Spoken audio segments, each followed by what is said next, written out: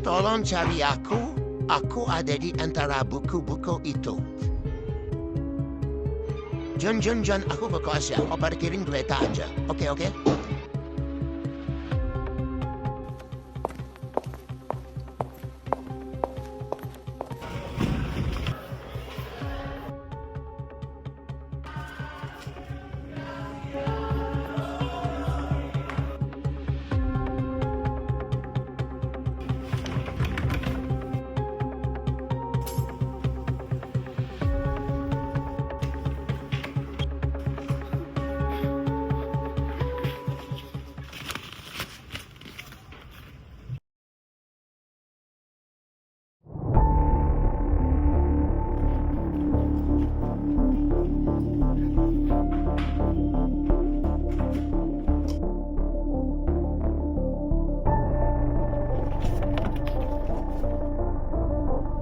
Weh, halo. Ini ada sejarah yang nggak pernah terungkap ini. Sini dulu, kita bahas dulu.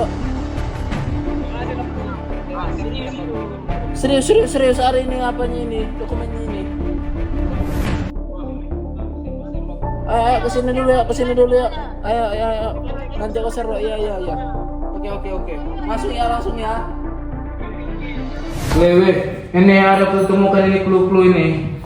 Itu yang ku tampil itu kalian kemarin. Ini clue, mungkin ini jawaban dari semua clue yang ku dapat kemarin. Jadi kan kemarin kan aku ada di lembar kertas tuh pas bawa kereta sama Region. Baru dia mengarahkan aku ke sini, inilah dapatnya. Ada juga nomor-nomornya. Coba Pak ada di sesuai urutannya. Aku lagi buka nomor 1 ya. Iya. Nungguin ya.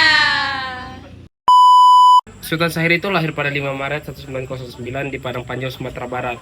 Lalu dia menempuh pendidikan sekolah dasar di LS dan sekolah menengah terbaik di Medan yaitu Muluk. Lalu ia juga bergabung pada Himpunan Teater Mahasiswa Indonesia. Setelah hampir lama di situ, ia melanjutkan pendidikannya di Amsterdam, Belanda yaitu di Fakultas Hukum Belanda. Alasan pemerintah mengganti sistem presidensial ke parlementer. Setelah kemerdekaan Indonesia awalnya menganut sistem pemerintahan presidensial yang dipimpin oleh Presiden Soekarno. Namun, KNIP yang dipimpin Sultan Syahrir tidak menyetujui, sehingga pada tanggal 14 November 1945, sistem pemerintahan Indonesia diganti menjadi sistem pemerintahan parlementer.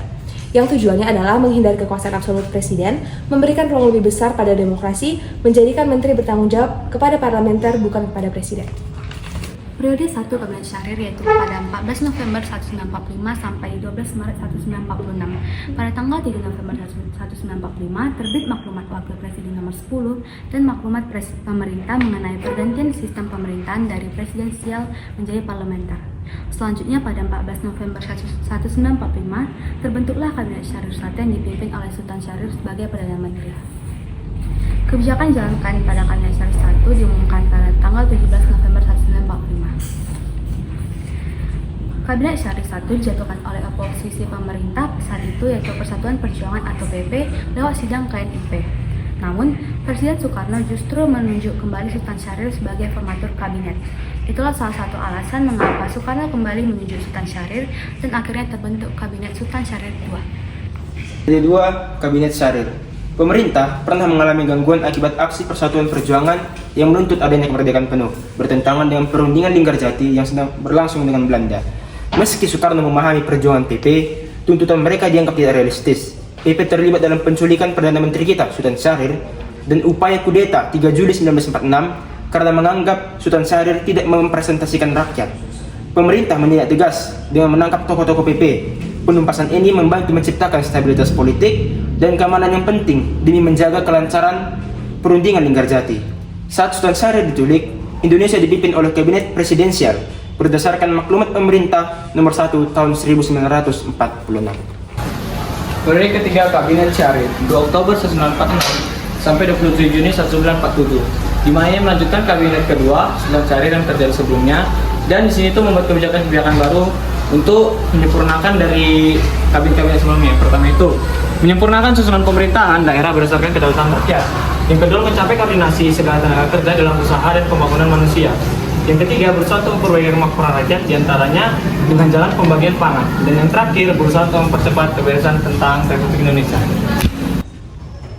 Setelah Indonesia merdeka, pasukan Belanda yang bergabung dalam NICA kembali ke Indonesia membawa pasukan yang telah memenangkan perang melawan Jepang.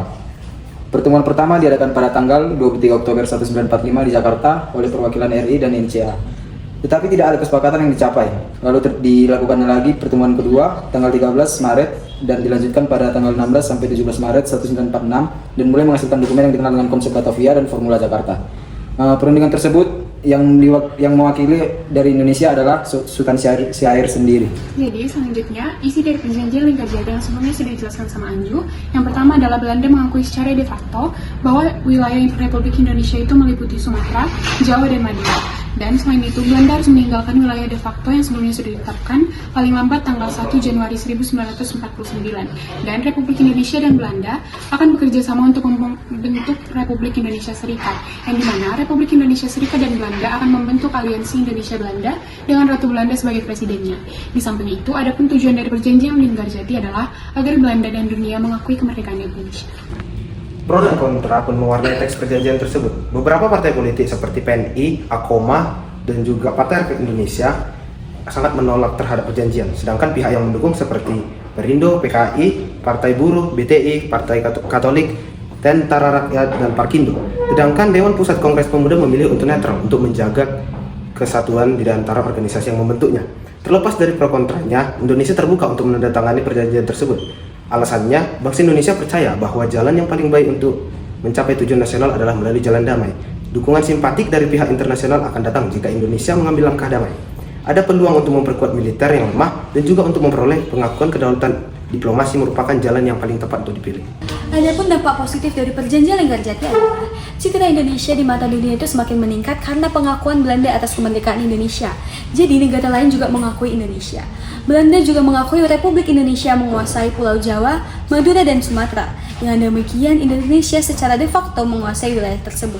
Sedangkan dampak negatif dari perjanjian ini adalah Indonesia hanya memiliki wilayah yang sangat kecil yaitu Pulau Jawa, Madura, dan Sumatera. Selain itu, Indonesia harus bergabung dengan Persemakmuran Indo-Belanda dan dapat memberi Belanda waktu untuk menjadi lebih kuat atau menghala napas sebelum melanjutkan ofensif militer mereka. Perjanjian Linggarjati, walaupun perjanjian ini telah disetujui oleh para pihak, namun pihak Belanda telah melanggarnya.